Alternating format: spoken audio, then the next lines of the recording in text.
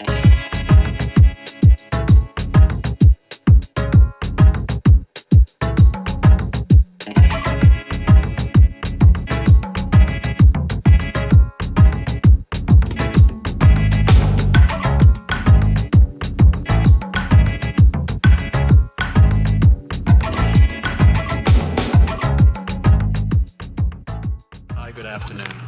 name is Chris Goetz. I'm the director of the University Art Museum here at Cal State University Long Beach and co-director of the 5D conference with Alex McDowell.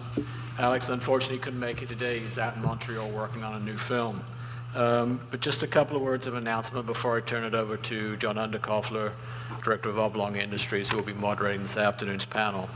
Thank you all for coming this afternoon and spending your time with us at the university. Other 5D related events, November 20th, Friday, November 20th, we'll be holding our Fast and Fantastic High School Digital Day, and our Curator of Education, Brian Trimble's put together an incredible roster of speakers and presenters, and that's my phone. And it's Alex McDowell. No. And we have over 250 high school students coming to that afternoon. It promises to be an incredible day. And that's also a University Art Museum and a 5D sponsored event.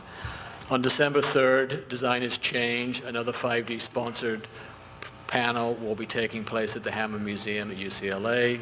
If you can all make it for that, it promises to be a very exciting evening from 7 to 10.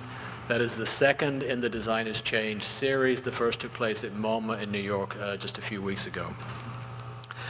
And just a shameless plug, if you have not had a chance to see the Brian Eno exhibition, 77 Million Paintings, I would encourage you to do so. The exhibition closes December 13th at the museum here on campus. And then just I mentioned that the 5D conference will be taking place 2010 here on campus at the Carpenter Center, and Alex and I, along with the 5D team, are already hard at work putting together panels and an incredible 3-day conference. So check the website, 5dconference.com, for all the details for that. But again, thanks for coming this afternoon, and I'm going to turn it over to John Underkoffler, director of Oblong Industries and a 5D founder. Thanks.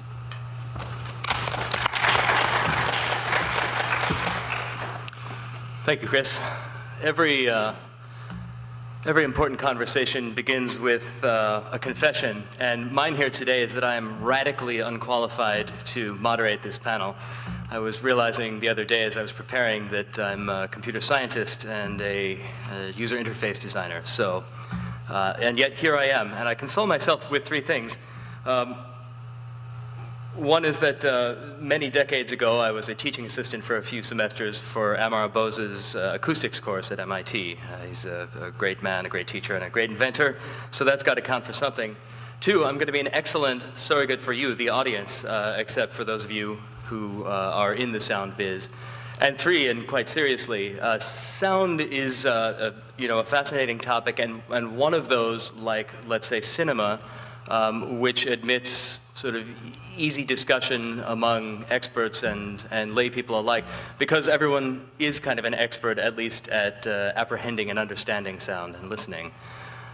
So with that, I'd like to introduce the panelists, whom I'm humbled to serve alongside.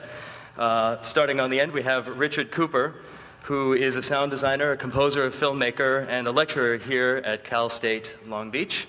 Pamela Z is a composer and a performer and a performance artist and a recipient of a Guggenheim Fellowship and many other similar accolades, too many to name, in fact. And Hernan Diaz-Alonso, who is the principal of Zephyrotarch. He invited me to say that and pronounce it however I wanted to. And teaches at Columbia University and at Southern California Institute of Architecture, SCI-Arc, here in LA, and at a few other places around the world besides. All of them are astonishing, have astonishing careers, and are multi-hyphenates, and there's lots more where that came from. We're sad today that the fourth original panelist, Mark Mangini, who is a Hollywood sound editor, is unable to be with us. But we have such an abundance of ideas and thoughts and sounds that I think will scarcely lack. So with that, I think, let me just briefly describe the format here. Each of our panelists has a 10, 15, 20-minute presentation to sort of acclimatize all of us to their work, to give us some context for later discussion. Following each one, we'll do a question or two directed to that particular individual.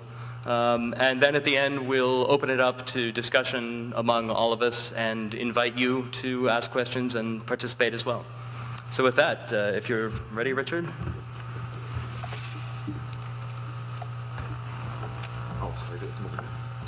No, well, Either way. yeah, Actually, no, I'll let you be my tech for a change. I'll hit play. All right. Hello. So, my name is Richard Cooper. I'm a composer, and I came to composition in kind of an unusual way. I started off as a recording engineer. That was actually my profession before I came back to school to study music. And I also used to build recording studios, and I found that I was very involved in the technology, so I started experimenting with music, but I really didn't know what I was doing. So I just hit this epiphany in my life where I decided, you know, I really want to learn this stuff. So I quit everything I was doing and came back to school. And I came here, got my undergrad in composition, and I've just recently finished my master's degree. And while I was here, the powers that be realized that I was very useful. So they hired me. They hired me to, first of all, be the sound tech. I'm presently the sound and video tech for the School of Music here, the Bob Cole Conservatory of Music. And while I was doing that, I got interested in teaching, and so now I'm also a lecturer here. I teach classes in audio, in synthesis, in sound design, things like that. I'm teaching, a couple of years ago, I was asked to teach a class for the Odyssey project here on campus, and the subject was, well, they vaguely said to me, digital downloading and file sharing and sampling and all of that was a big buzz right at the time. They wanted a class on that subject, and so I put together what I call digital ethics. It's a phrase that I came up with, which if some of my, well, actually, luckily none of my students are here, which is why no one's laughing, because I don't have a lot of digital ethics. But it was a class about exploring the idea of sound, of downloading and sampling and collaging other people's work, and that sort of drugged me into that world, and I've sort of gotten to be, and I won't call myself an expert, but I've spent the last several years of my life digging into that subject and watching it as it developed. So that sort of gives you an idea of where I'm coming from. The thing that brought me here, though, was Brian Eno. Brian Eno's been a hero of mine for just years and years. And when I found that he was coming to Cal State Long Beach to do an installation in our art museum, I was very excited and asked if I could be involved. Little did I know how involved I would become. I got to help put the exhibit together and maintain it and do some of the computer work, making it go. And something that I didn't know was that, well, I'll tell you a quick story. Chris Goetz, the director who just introduced us, he pulled me aside before Eno got here and told me, he said, you know, they keep him very close. He said, yeah, I'm going to do my best to make sure that you get to meet him, but no guarantees. Well, as it turns out, Eno is ongoing working on these projects, and they're huge. Those of you who have seen it know what I'm talking about. It's a mandala made out of flat screen monitors, and it's not the kind of thing that even Brian Eno has in his home. So for him to work on these projects, he needs to work on them while they're installed. So he spent a week here modifying it, you know, tweaking the parameters, creating new images to install into it, and he needed a tech for that, and that turned out to be me. So I got to spend a week with my hero working on the most fascinating thing I've ever done, and it was just really a great experience for me. And so I thought that I would talk a little bit about his work and how it relates to my work. I wrote my thesis on complexity. It's a composition using complexity theory and specifically emergence theory. And I'm not going to go into a lot of detail about that, but I'll just say that I share, along with Brian Eno and Steve Reich, the fascination for the idea that great complexity can grow from very, very simple parameters, just allowing them to interact. And that's sort of the basis of a lot of my work. My music is somewhere balanced between orchestral minimalism and techno. And it's funny because they sound like they're very far apart, but if you start looking at them structurally, they're really not. So the idea that you can create very complicated things, starting with very simple processes. So to illustrate this, I'm going to show you a film that I've just done. That's the other thing I was going to say, is that my work here at Cal State has drugged me from the world of sound into the world of film, and I'm getting more and more interested in that. It seems to be the direction that I'm going. So if you're ready, I'm going to show you a short film that I've just finished called Stillwater.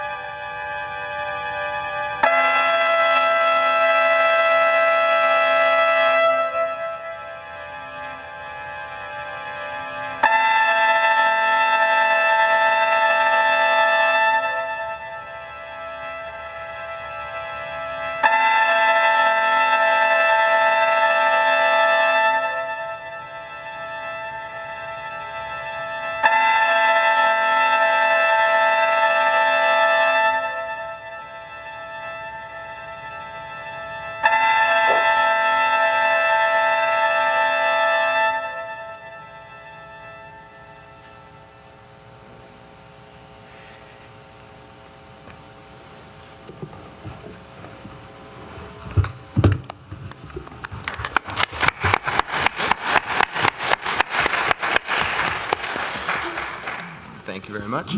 I guess we're supposed to have a bit of time for each of us for questions, if there's any questions. I don't know that I can see anybody, but are there any questions? I see no, oh, thank you. I see no hands. So let me just say about that was a commission by Rob Freer, the trumpet player. He's the head of brass studies here at Cal State Long Beach. And I had, after working with some student groups, I had kind of second thought my idea of writing for acoustic musicians, because you never hear what you've written exactly the way the way it comes out of your computer. And so I was a little dismayed until I started working with Rob, and he plays exactly what I write, and he plays it beautifully. So he's reaffirmed my commitment to working with live musicians, and as long as they often sub for the LA Phil, I suppose it's okay. So, because he does. So anyway, if there's no questions, then I guess I have a question.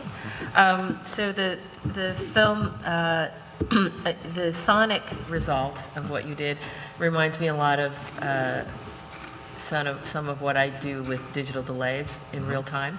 And I'm just curious if you started out using digital delay, or did you just have the performer do all of those parts and layer them using Final Cut? Oh, I see. No, it was actually the piece is for trumpet and echo. That's what I've said it's for. And the idea is the echoes are all audio channels in Logic in my computer.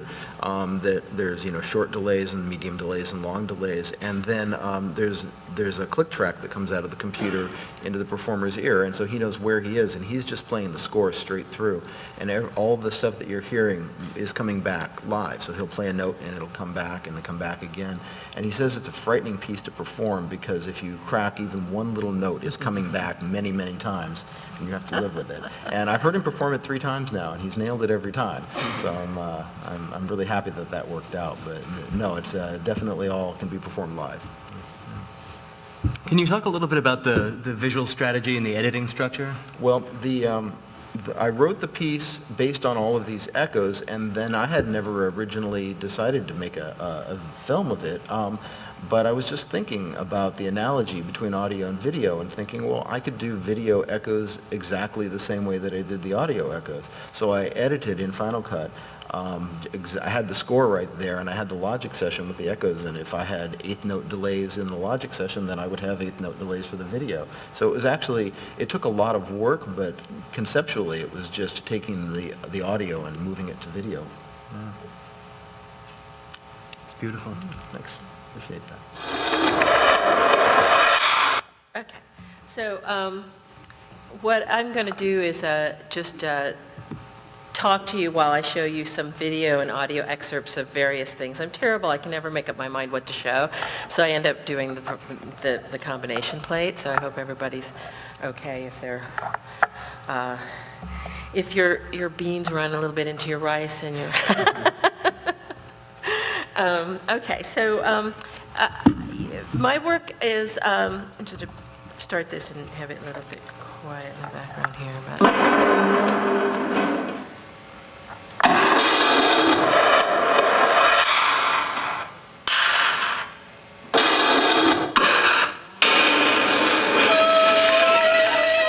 So my work is all about, most of my work is performance work, and it's live performance with voice and real-time processing. I often use digital delay to layer my voice, which is why I sort of recognized the techniques that he was using with that trumpet player.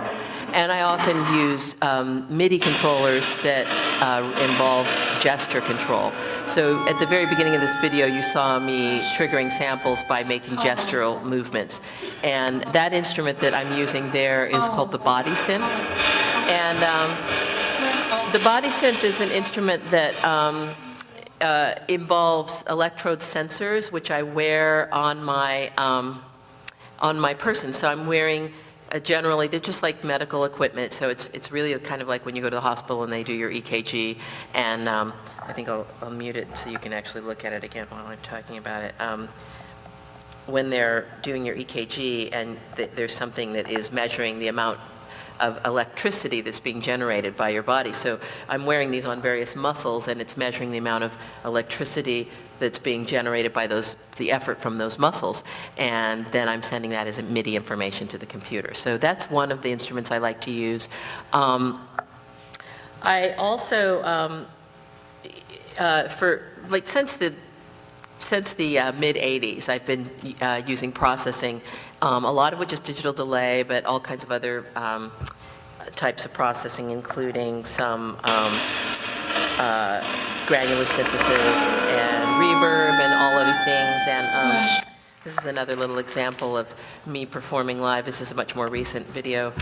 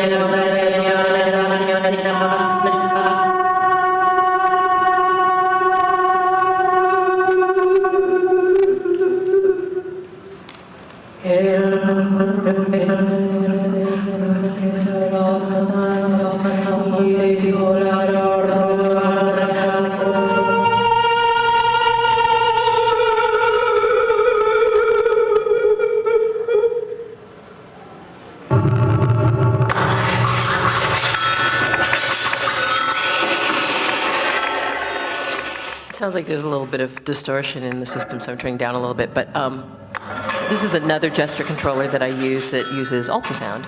So it's a little bit theremin-esque in that it knows the distance of my hands from the device, and I have 2 channels on this one on either side of the device that can sense, and then I can send MIDI information to the computer. So I'm combining vocal sounds with sampled concrete sounds that are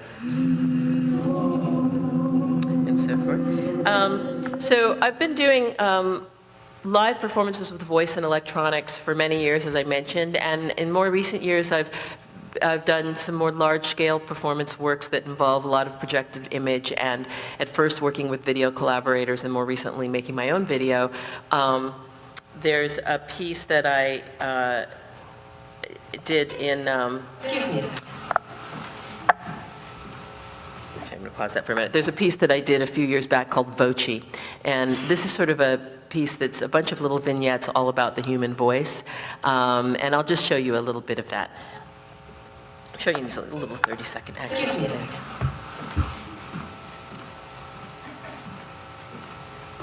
This is documentation, so I sometimes put titles on the documentation, but that wasn't in the show.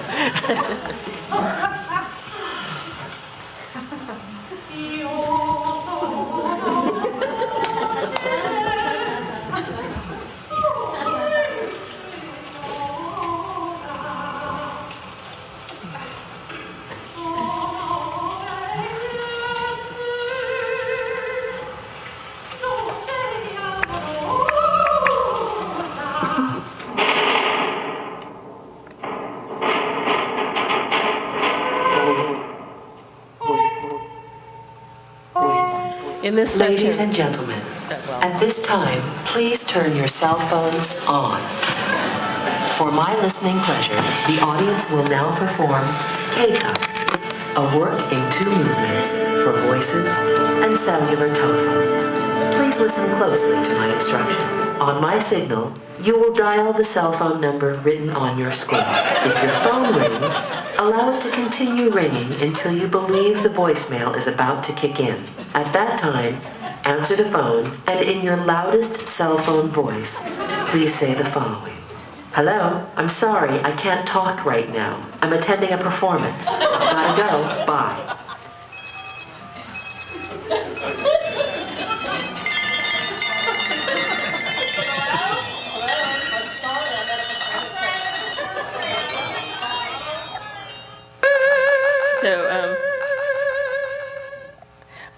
So those were some segments from Voci, including a segment where I took a shower on stage, kind of, and sang in the shower, and another segment where called Keitai, which actually I created when I was in Japan 10 years ago, and And back then, when no one had cell phones here, everyone had cell phones there. So I created that piece because I was really interested in hearing what would sound like if all those cell phones rang simultaneously.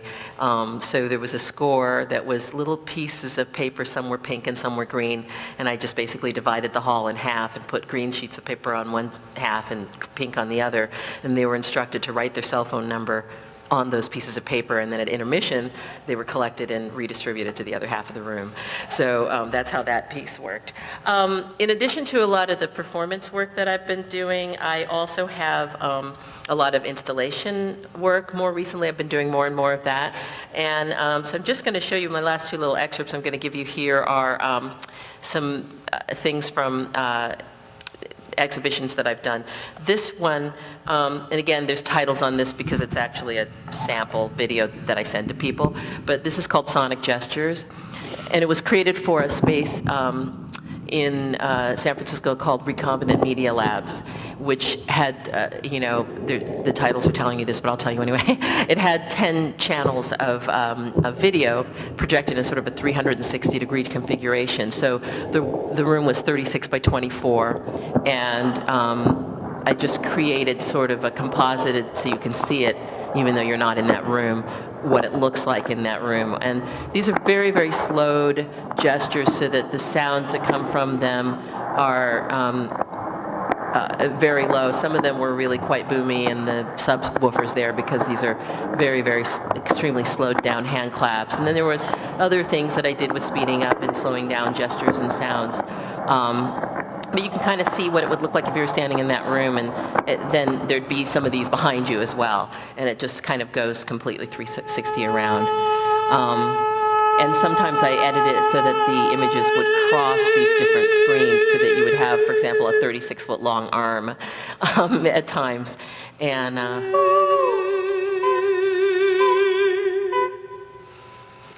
it's just created from HD video that I made of my own self doing a lot of gestures and sounds.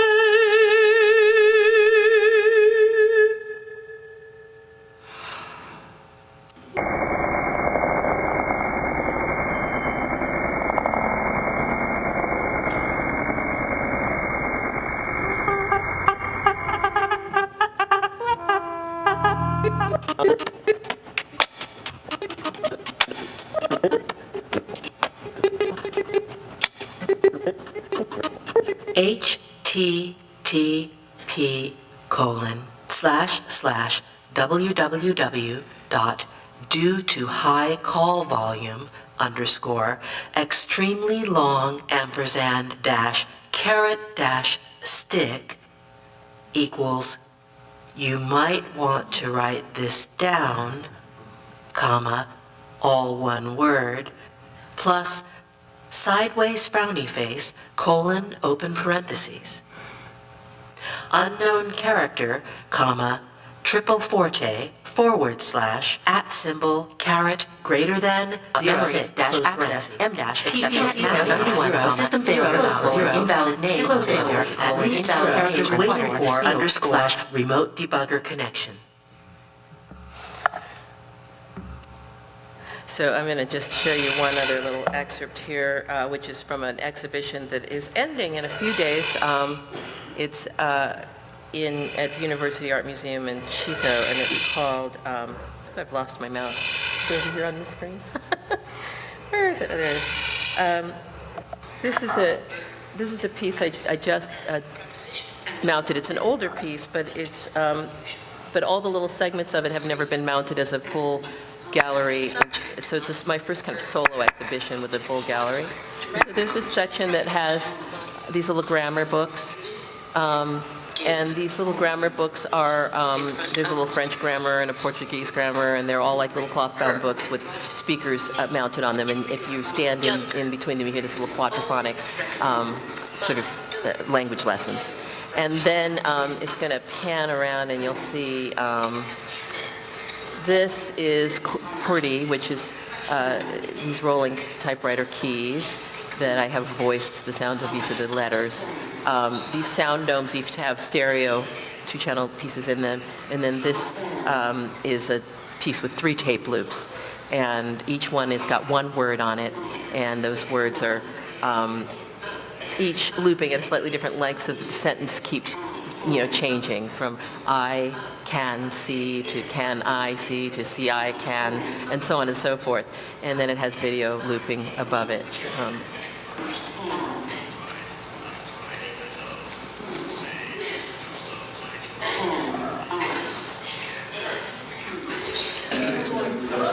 There's a QWERTY piece. But anyway, so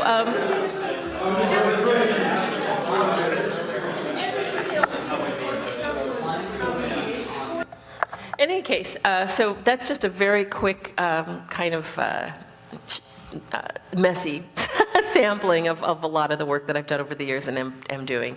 The most recent piece I'm working on, I don't have any samples to show you, but it's a new piece called Baggage Allowance, which is going to have a gallery exhibition at the Crown Art Museum in Chicago. Well, it's not in Chicago, it's outside of Chicago.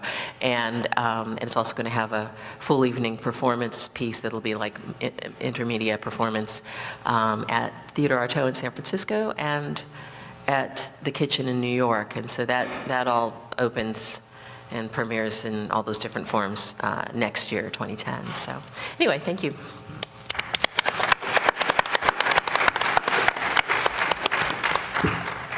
Questions? I particularly was fascinated with the humor that you had in your pieces. Can you talk a little bit about that? Because Say that again, which image? humor that you could Oh, humor, okay. I felt sort of a relationship to John Cage and those old experiments with sound and gesture. So can you talk a bit about maybe where some of these came from? Well, I guess I have a real strong interest in found sound and found text. And so I'm constantly listening to sound that's emitted in the world around us, and I have a real fascination with it. And I think there's some connection there just between that. I think when you take things out of their original context, somehow there's some whimsy and there's some elegance and some kind of some nice I want to say abstract things that happen when you take things out of their normal context and they no longer have any meaning. But on the other hand, there's also some irony that comes out of doing that. So I find that a little bit of humor is sort of a strange byproduct of the way that I tend to work. Like I'm not like trying to make jokes, but yet a lot of the work ends up drawing laughter at various times because when you take things out of their regular context, they just automatically, there's these actually I've taken this from Brian Eno also, always talks about happy accidents. And there's these happy accidents that happen. Like for example, one of my favorite pieces of mine, I didn't play you a sample of it, but it's a text sound piece called Pop Titles You. And what it is it's a page out of the phonologue. And I don't know if some of you, I can tell looking over the audience, are old enough to remember the phonologue. Others of you, computers replaced it by the time you were shopping for music. But it used to be that there was this big overgrown phone book in the middle of every record store that was really just like thousands of pages of the names of all the songs that are currently in print. So I took a page out of that and just read it.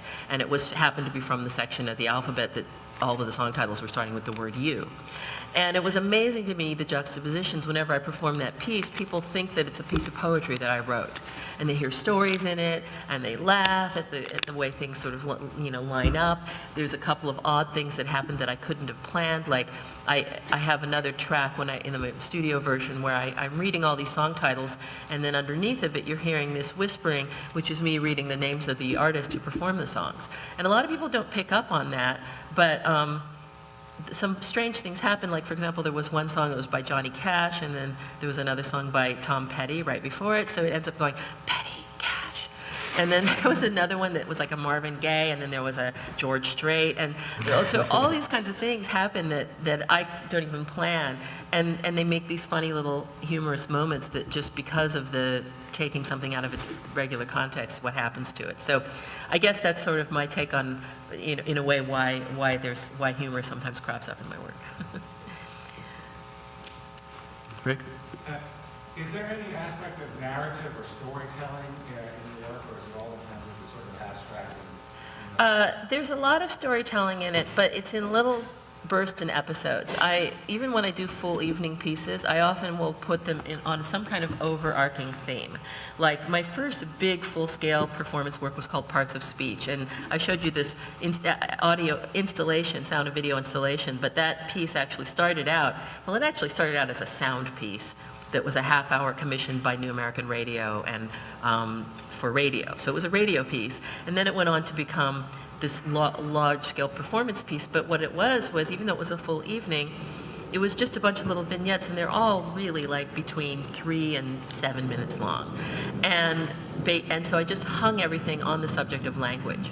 And then when I did Voci, I also did a bunch of little segments that were all about voice, the human voice,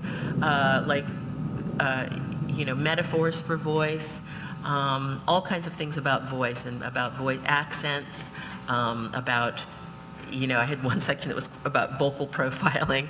There were all these different things. So, but one of the segments in that piece was this story about hearing voices, and it was about my mother who has had bouts of hearing voices. And so it suddenly went into this very personal narrative story, and I after I took the shower on stage, I came out of the shower in a bathrobe, and I sat down, and I sort of became her for a moment and was being disturbed by these voices, and I had made all of these little samples of the kinds of things that her voices say to her, and had them. I actually had my sound engineer put a bunch of speakers under the seats in the hall so that those voices would be coming from everywhere, and so they wouldn't just be disturbing me on stage, but they'd be disturbing the audience. And then I sort of went into telling her story, and that was very narrative and very personal and very much more personal and literal than I usually get. So occasionally I'll stick things in there that are just straight ahead stories, and sometimes they're just silly little, funny little vignettes that are stories. Like in this piece that I just showed you, there's a sound piece in there that is somebody calling tech support. And so the tech support person who answers is a computer voice, but the person who's calling tech support is also a computer voice. And so it's this conversation between these two computer voices, and one of them trying to help the other one with his technical problem. And so, sometimes it's just little stories that are kind of miniatures like that, and other times it's full-blown stories, and other times it's just completely abstract, and it's just about the sound of the language.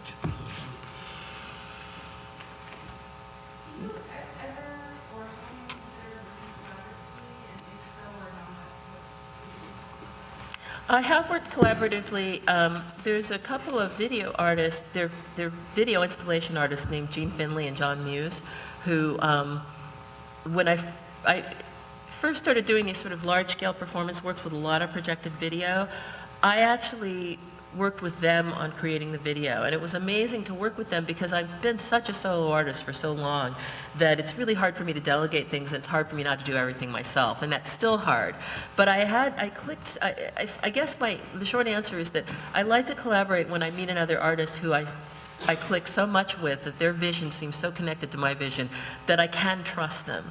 So when I made this piece of Gaijin, which I didn't show you excerpts from, but it was a piece I made right after I got back from Japan called Gaijin, and it was about the idea of foreignness. And so it was another large-scale work with multiple channels of projected video, me moving around the stage doing things, and it was all inspired by this idea of foreignness, taken in all kinds of different ways. And so what I thought would be kind of fun to do is to use Butoh dancers, because for one thing, I had just come from Japan, and I had this whole experience about being foreign that was really accentuated by the experience of living in Japan for 6 months. But there's also all these other metaphors, and Butoh dancers to me sometimes look like little aliens from outer space, because they're little bald heads and their little, slow movements and otherworldly behavior reminds me of actually our stereotype for space aliens. And so I thought it was kind of a nice idea to use these Buto dancers, and they sort of morphed from like Japanese karaoke bar salarymen to actual aliens from another planet to, you know, all kinds of things. They just became all these different things. They were, at one point, they were just trees in a forest in the piece, and I was wandering through them. But so I had to collaborate with them, and I had to collaborate with the video artists who helped make the video. And I was just amazed at how we became a unit, and how I really felt like I was doing choreography when I worked with these dancers, and that I was creating video when I was working with these video makers, because we worked closely together and our ideas worked together, and the video they made for me was exactly what I wanted, and the movement that these people did with me and for me was exactly what I wanted. So I really liked that experience, and I continue to do that kind of thing off and on, but again, it's always got to be with somebody who I feel such an affinity with in terms of their aesthetic and their vision, that it's comfortable, and I'm not having to fight like, you know, somebody who would go in a different direction than I would. I like it when they go in a different direction than I would, and I say, oh, that's so much more interesting than what I had thought of, you know. So it needs to be the right chemistry. Pamela, one of the really lovely aspects of your performances in particular is a sense of physicality. They're artifact laden in a really compelling way. And I'm wondering if, along with that, you deliberately foreground the technology, the technological means of production of sound, or put another way, would you disappear the technology, the technological pieces, if you could? I see what I think you're asking me, and I just feel like these are my instruments. And it's kind of funny, it's like if you, in the old days, technology was, you know, the pianoforte was a pretty, you know, a pretty impressive piece of technology in its day. Still is. And no one would say, yeah, its day, I'm saying its day. Its day continues. But what I'm trying to say is it's an instrument, and it's very technically complex and very precise, and a very, at the time, I'm sure people thought, oh, this newfangled thing that can be loud and soft, why can't we just use clavichords or whatever, you know? I'm sure that people, you know, as each new thing came out, thought, oh, this is crazy, you know, whatever. But to me, the technology that I'm using is also, it's just instruments. And so I don't really feel the need to hide it or not hide it. And I think how much it is, quote unquote, foregrounded is just depending entirely on the situation. So in some cases, the work might be actually kind of about the technology. Like the telephone piece is totally, you know, the cell phone piece is all about the technology. So the technology is given the front seat there, you know. And sometimes I think, you know, when I'm doing these things with gesture control, I think that I liken it to, again, a pianist or some other person who plays an acoustic instrument. There's a lot of physical gestures that go with playing an instrument, and those gestures are part of the drama of seeing that instrument be played, and that the artist's interaction with their instrument. And so I think there are times when it really makes sense for it to be very clear and obvious what the source of things are to the audience. And other times it's fun to do magic where they don't know how things happen. So I just like to combine it. And thank you for coming on a Saturday afternoon, which proves your commitment to this conversation, and also that your social life sucks if you're here. So what I thought, because we change format halfway, which usually is the coolest way to do any of these things. Originally, each of us, we were supposed to talk 5 to 7 minutes. So what I did was, we edited in the office a short clip, then put together 3 or 4 years of evolution of the logic that we've been working. And what, I mean, I'm officially and technically an architect, even though the way that I try to operate combine different approaches and different multiple territories of how to think about these problems. Part of the thing is that it has to do with the original kind of biographical condition, which is I really wanted to be a filmmaker. I'm from Argentina at the time. The school of the film school was closed. Okay, we're having a problem. They say that you don't have a lecture until you have technical problems. So okay, now we have a lecture. So let me see. So the body of work that we've been doing in the last 10 years in the office, and it's directly related to my multiple teaching positions in different schools in the world and the different laboratory research that we produce, we have to do to think the problem of architecture for the condition of form and alternative mechanisms to tackle on the problem of aesthetics of beauty, mostly focusing on kind of what I call the grotesque or the horrific conditions of beauty, so an alternative way to work. Now, this has been based and is directly embedded with the technological apparatus and we have to do with animation softwares. And if the only contribution that I may be able to trigger into this, okay, these things doesn't want to work in the way they're supposed to. So, John, what if I... we've got one of the presentations on this Actually, machine here. try this, because it could be that the resolution of the projector is the problem. If you made the screen smaller, it might... Okay, let's try that. So one of the things I've been obsessed is the idea to use a cinematic logic to design the project, but also to tell the story. So what we work is always by kind of a genetic manipulations of cellular system that allows us to proliferate and congregate and aggregate and contaminate and script in and produce viruses and so on. And one of the things that we were experimenting later is not just this as a vehicle of representation, but as a vehicle of simulation and being the condition itself of architecture. So many of these animation, which is intertwined with some of the things that we managed to build here and there, it had to do with one of the things that always I hated, and I still hate in architecture presentations and so on, is the idea of animation as a narrative. We use animation as a way to generate, and we use animation as a way to think about the problem of design. And we have been trying to use sounds here and there, but more as noises, and they have to do with the generation of the condition and not so much to tell a quiet story in the back.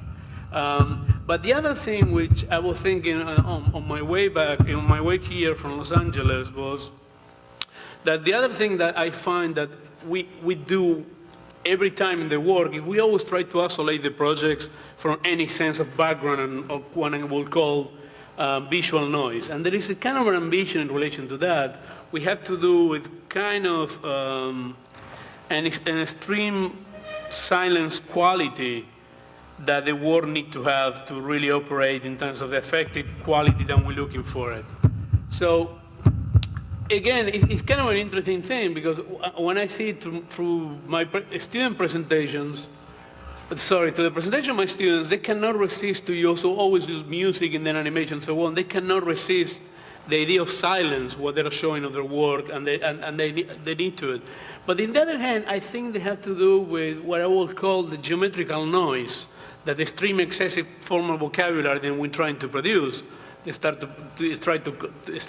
establish. So I think the idea that these things produce a kind of a quiet background in terms of the visual contamination, but also to kind of avoid almost on purpose to any sign of sound that goes in relation to the production of the visual condition that we try to offer, I think maybe that's a way to start to think about part of the problem. Now, the other thing, let's skip this one a little bit, because this was, I mean, it doesn't make them, I mean, this is a house outside Paris, and we were working a couple of years ago. But the whole point is that the logic that we're trying to operate and work, it have to do much more with kind of a continuous condition. It's by families. It doesn't work on a specific problems or any kind of a problem solving in the way that architectural way has been working in a more traditional sense. We try to think it more as an autonomous series of families that can operate into that.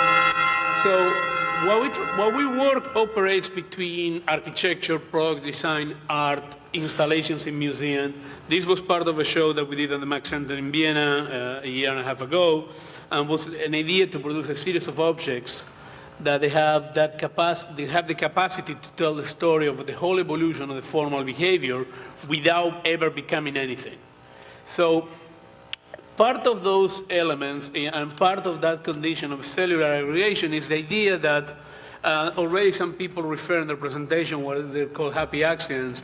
I'll try to define in terms of a certain level of randomness and interest. So in the way we use scripting and computational tools, it's not so much to establish a clear line of trajectory, but it's much more to use it as a bias of an agent of contamination. So The accents are not really accents because they're made on purpose. So they will be more like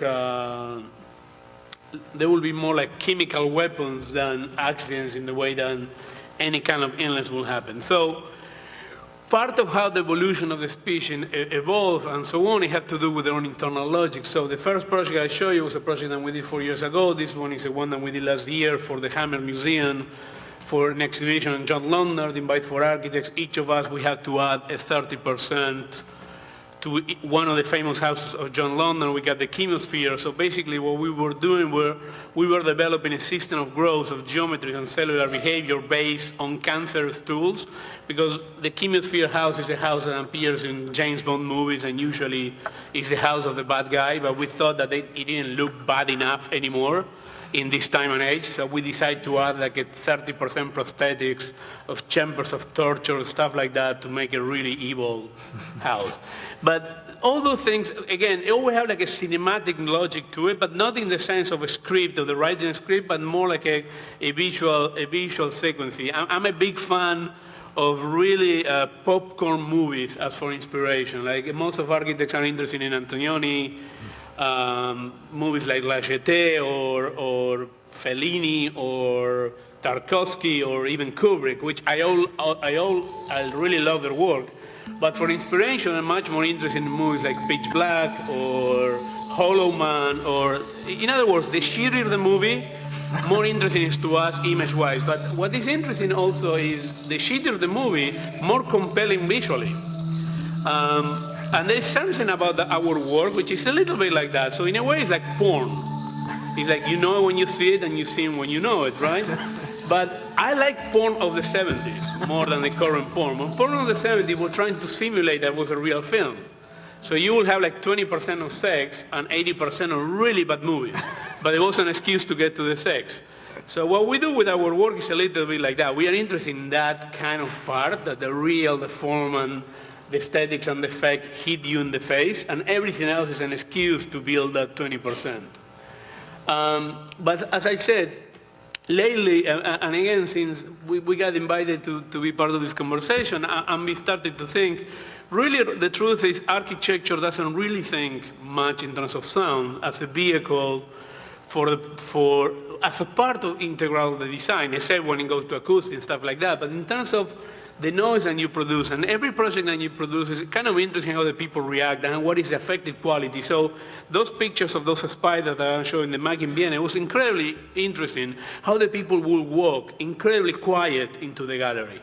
Like everybody would be talking, like that kind of, and you start to think about maybe there is a way that the formal vocabulary can start to deal with that. Not so much how you integrate sound or what will be the soundtrack for any kind of architecture, but more like what kind of sounds and what kind of engagements it have to do with the architecture can engage in relation with the audience. And I think that for me is maybe what I would like to contribute in terms of the conversation. Not because we are doing it, but basically I'm kind of more to this panel, more with questions about, I was really impressed by the both previous presentation, because I would argue there was a lot of architecture and space and choreography of geometry in place. And there was a really interesting, in your piece I was absolutely fascinated with the sequence of how the trumpet really started to create like a continuous, almost organic cellular thinking about that. And that's something that interests me a lot. And maybe there is a way that the idea of distortion, which is something that we use a lot, or what I call it mutation, is something that we can start to build parallels. But as I said, I really cannot claim that we have any kind of direct involvement with the production of that. But I think in the last 20 years, the rise of certain technologies and techniques, I think is putting certain fields much more closer. And I think it's kind of interesting to see how people from totally different fields are using similar words to describe what the work does. So I'm intrigued by that. I would say I'm more intrigued by some kind of a methodological thing. So I don't know, John, as the moderator, if you want me to show some very fast things that look more like architecture, or we should jump into the conversation. It's completely up to you. I'd say please keep dazzling us. The stuff is amazing. Okay, so we'll see if it dazzles our audience. Again, I really can't believe that you guys are here on a Saturday afternoon. If I wasn't have to be here, I wouldn't be here. But no, I'm impressed. My laptop is really in the last dance of its life. So, but what I'm going to do is, I'm going to show you in roughly 2.5 minutes, 10 years of work, roughly 35 projects. It really doesn't matter if I explain you what it is, because I wouldn't even believe that the house is a house, or a museum is a museum, or a tower is a tower, because that's not really the way that we think about the work. That's not really the way that we operate. We see this as a species. We see this as families that they grow and change from one territory to another. But what I'm interested in is kind of an evolution that have to do with an internal logic, and I have a kind of a continuous one. And one of the things that I'm being very interested in later is in a series of articles and essays that they've been working about the notion of lateness. And probably the whole notion of lateness started with Beethoven. Beethoven died before that was starting to happen, but he was interested in a notion that the music will break away from any kind of sense of continuous harmony. And what I think is interesting, it seems to me that it took us, we can think in examples like people like John Cage and so on, which were magnificent, but it seems like just today we are really starting to think about this notion, the idea that another series of orders and another series of mechanisms of organization can start to be in place. And I think that's something that I think triggers the way that we have been working on it. This is a series of competitions, exhibition. All the competitions that we did, we lost all of them, so I don't need to explain one of them, one by one. Well, actually we won 2, but we didn't get the commission. So it goes from a pedestrian bridge in Puerto Rico to a house in Paris. So this explains a little bit what I will call our quotation system, or our partiture system of scriptings, computational logics, and how we produce these transformations and deformations. These are the closer thing I can show to what it would understood as a plan or a section, structures. But we still think about all the mechanisms that have to do with the tradition of architecture, but the way that we conceive them and the way that we go about thinking and the way that we go about manufacturing them have nothing to do with the trajectory of that. This was the show that was mentioned in Vienna. This is a performance on certain competition in Sweden. Another pavilion in France, a series of furniture that we're developing for Vitra, the Chemosphere House, plan sections for a montage, an installation that we're doing for the Pompidou Center for next year, which probably is the first time that we're going to use some series of sounds effects to it. There was something that we sort of did at the Mac by accident, some of the noises that we were producing in the animation. This one will work in a different frequency, because basically what we want to do is play with all the cathedral chapel sounds near the Pompidou Center, so we're going to amplify that. This is a tableware collection that we're doing for Alessi. A Dubai tower will really look like the Oscars. It's a pathetic project, but okay, there it is. I hate that one, but my mother liked it because it's goldy. It's gold. And a pavilion for Korea. This was also a music pavilion. But now, I'm thinking, like, how is it possible that we get involved in all this kind of project and have to do so much with the notion of production of sound and so on, and how that doesn't become a more integral part of it. And the reason why, I think, is because I think architecture refuses as much as it can as a discipline to think in an immersive way of design.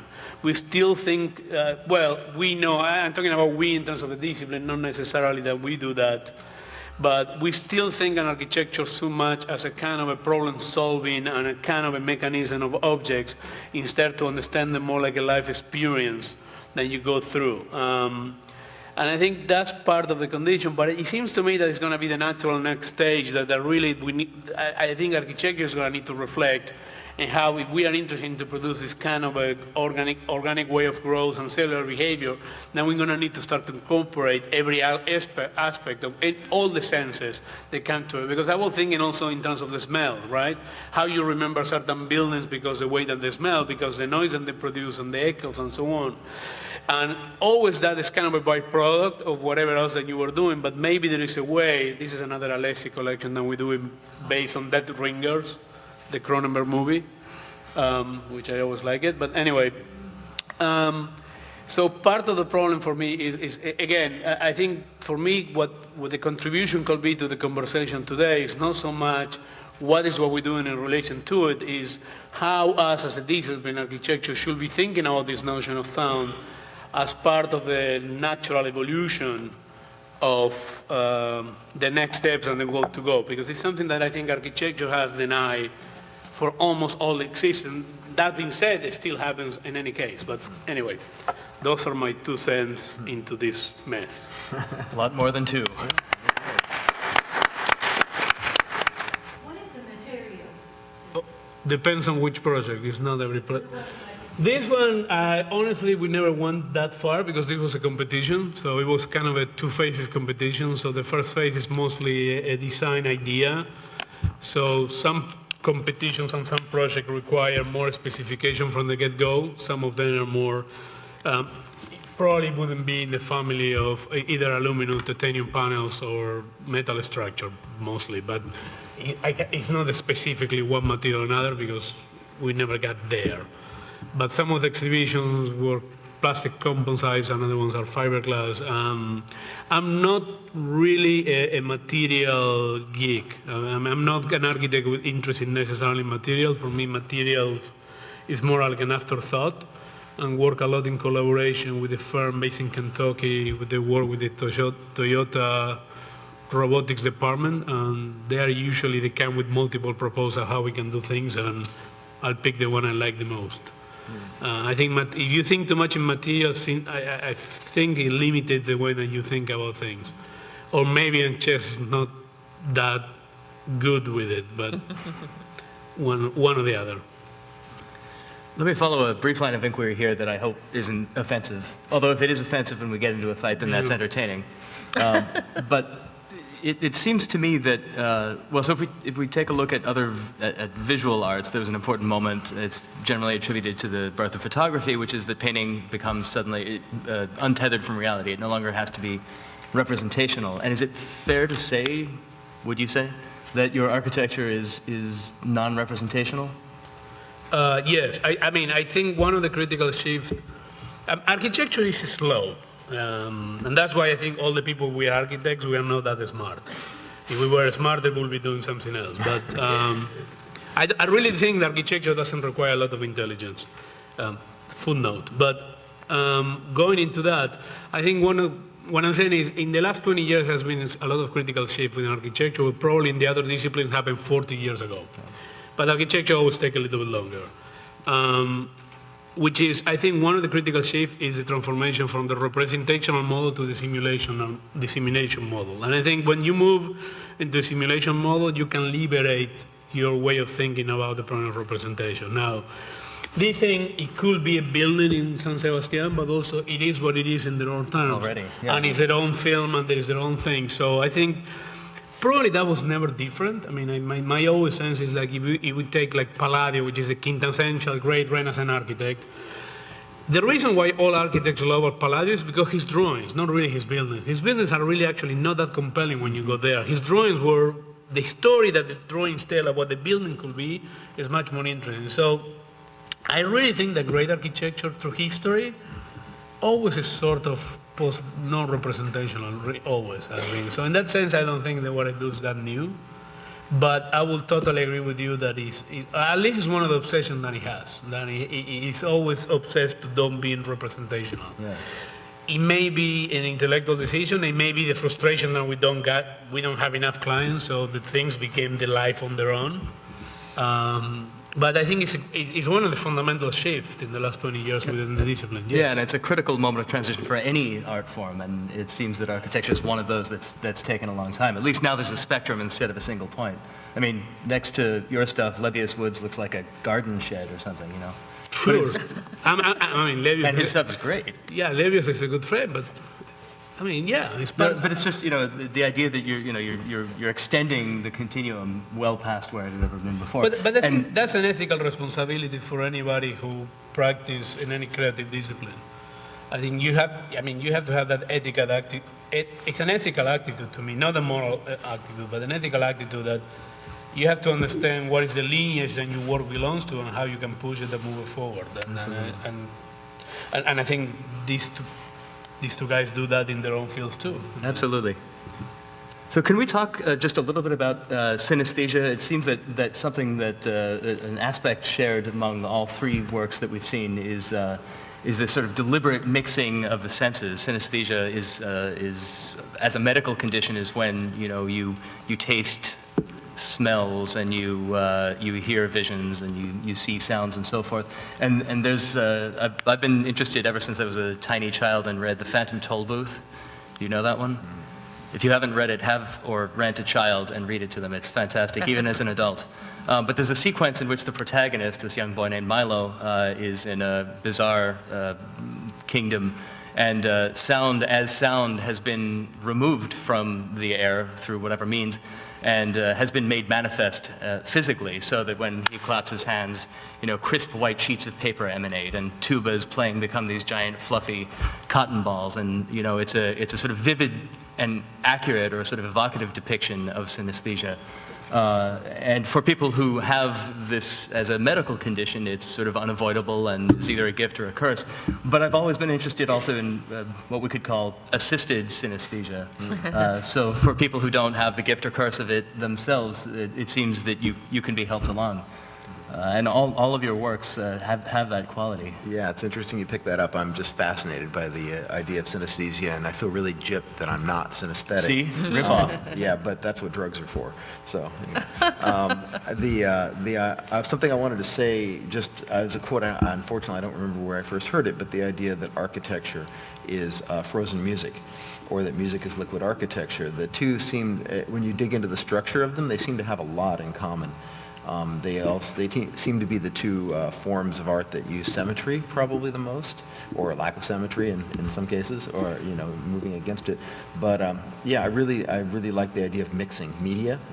That's why I'm so fascinated by the computer, because it seems like everything that you can stuff into the computer you can control absolutely, whereas it's difficult to control things out in the real world. So most of what I do happens in the computer, where you can mix images and sound and have them correlate. There's a program I'm just digging into called Motion, and there's a function in Motion where you can have things change based on MIDI input, and so you can be creating music that's literally changing the images or changing the light structure or changing your point of view in perfect tandem with the music, and I'm really interested in that. That's probably the next area of film that I want to get into, is working with the connections between those things. So yeah, I'm really in love with the idea of synesthesia. Well, I don't know if it falls under the category of synesthesia or not, but I've definitely, I've always, or for a very long time, I've been, had trouble with the boundaries between not genres, but disciplines. And I also kind of, I get fascinated with something and I just really want to go all the way there with it. For example, I mentioned earlier that I was collaborating with video artists when I first started using video in my work, and then what happened is I went out and I bought a camera, and the excuse for it was supposedly so I could document my work, but as soon as I got one, it immediately became, another tool for making the work, and these days, I sort of have gone very quickly from somebody who mainly performs sonically, or performs, it's visual in that my physical presence was there, but to somebody who always has some included other images besides her own physical presence. So all the new works that I make these days, I seem to include video with, and so a lot of times make the video for. And I'm also really interested in taking the video off of this flat projection or display and pulling it out into different places in the space so that it has some dimensionality to it and defines the space in some way. So my work has evolved a lot in that way. But I am also just, I'm kind of interested in, I may be doing a non sequitur here instead of fully answering the question, but I'm kind of interested in something that you were saying about people's insistence of putting a soundtrack on things when it doesn't need one. And my take on that has always been that people who have even pretty advanced, sophisticated ideas about things, you know, about trying new things and breaking molds and going new directions, like music seems to be the area that people have the hardest time doing that with. In other words, people who have really great ideas about image, oftentimes then when they go to select sound to go with it, they choose some really boring, cheesy electronica beat or something that's not, you know, something that's kind of like they can deal with a really abstract, beautifully structured image, or I've seen this a lot with dance choreographers who maybe are coming up with some kind of new physical vocabulary, but then when they go to select music, they're selecting music that is not that way. And I also find that, you know, people, I mean, I've found that people have a hard time, people who are willing to go, for example, and see experimental film, or who are willing to go and look at an abstract painting, are not willing to listen to experimental music. And I That's think, the most interesting thing. yeah, and so I think it's, you know, that's the reason why part of this problem that you're talking about exists, because these people who are making this choice are choosing something that doesn't stand up to what it is that they're choosing a soundtrack for. And I also think that maybe it's the problem that they shouldn't be seeing it as like some background music for their thing. It should be more like, if you're going to put it in there, it should be art. It should be just as well thought and carefully, you know, considered and created, and as relevant, so that silence is much more effective a lot of times than this irrelevant, wrongly chosen sound, you know. But then when you hear some, like I just came from last night I went and saw an amazing work by a choreographer named Anna Halprin, and the score was done by Morton Zbotnik. And this to me was just the opposite of what I'm saying. This was like the perfect marriage of a sonic situation and this performance.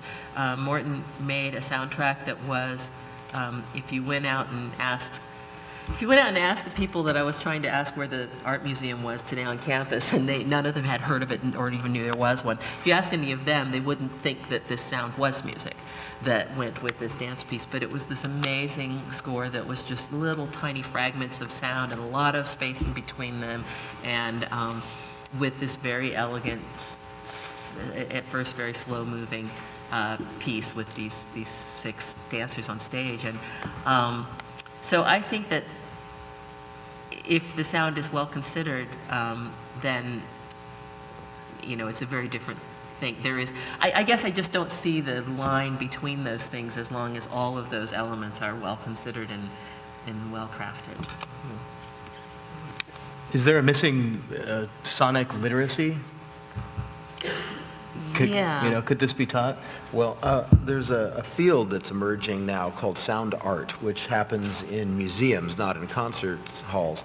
And I think by removing the word music, it allows people to be a lot freer with what they accept. Because, oh, it's not music, it's art, so it can be very, very abstract.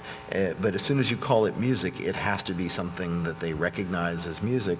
And so I think we're kind of moving, because of the art world, you're right, I don't know why, but musicians and the music world is always the most conservative of the art forms. I'm not sure why that is. But, It's kind of interesting because every field thinks that their field is the most conservative. Like, I will say architecture is that, but okay, I'll take your word for it. I mean, okay, now I can say musicians are more conservative than us. Well, you know, it's actually...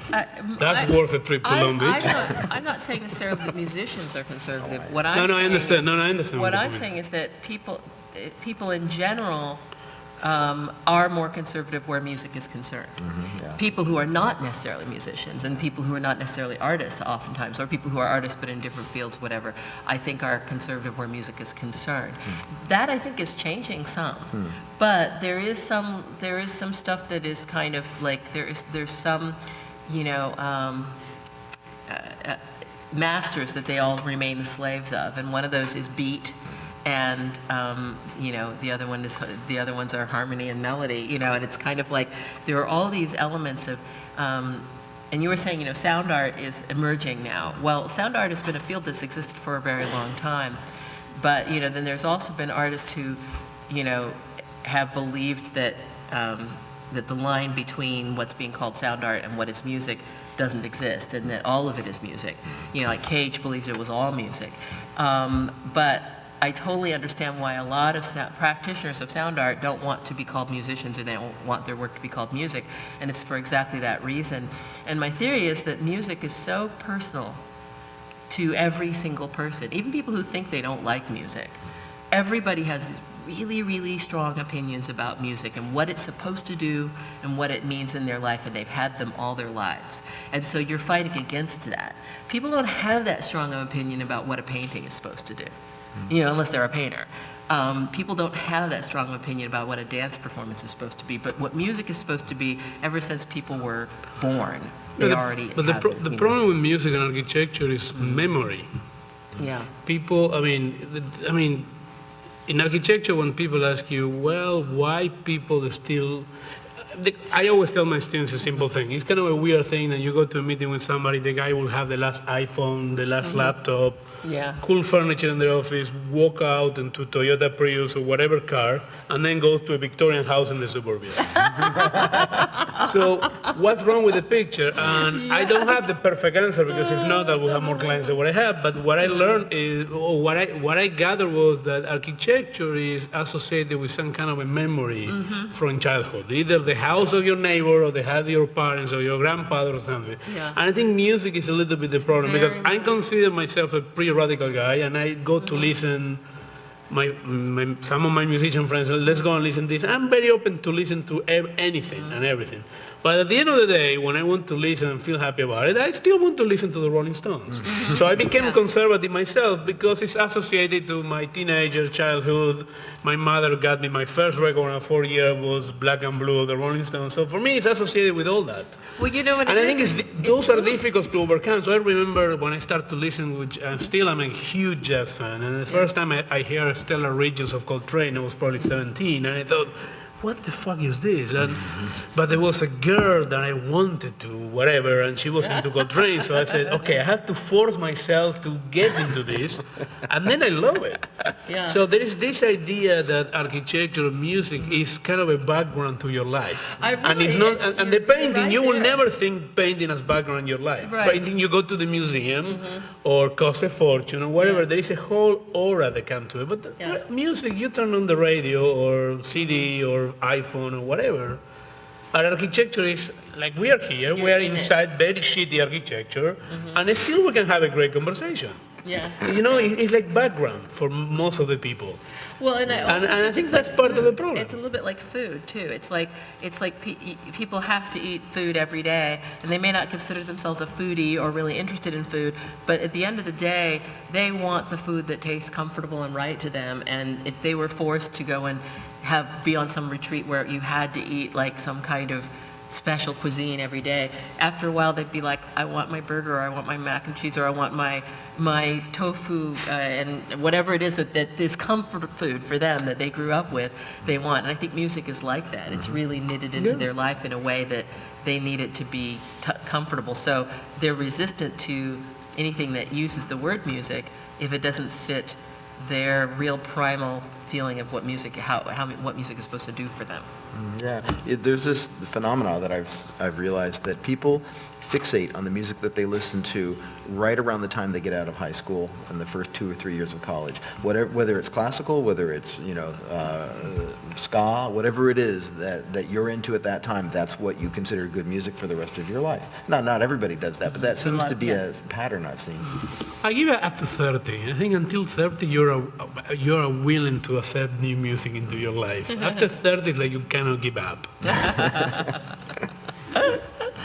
And they are the cliches, right? My father used to play classical music every Sunday. I hated it, and he said, you're going to like it. Now I love it. And so I'm 40, so okay, right on time. We're just at the 90-minute mark. Are there questions for these spectacular humans taken as a group, as an aggregate? Sir?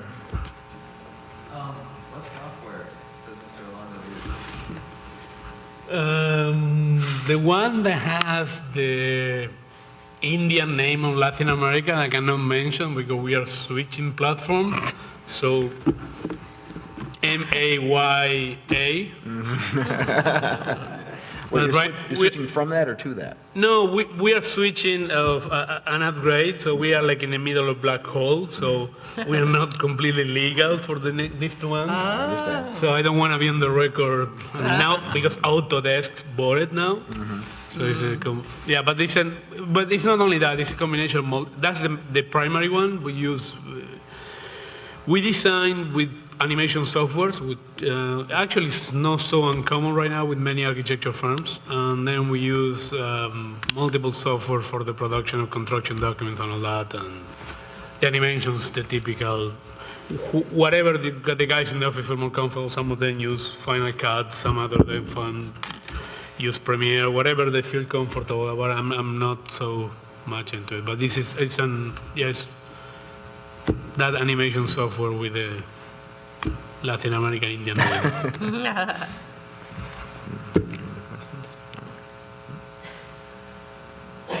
Come on, y'all. Oh, there we go. A question for her. Architecture, I always feel has some practical element to it. So it's some problem that it's solving, basically a shelter. Yeah. Does that ever fit into your? You can live and do whatever you need to do in any of it. I'm not saying this in a...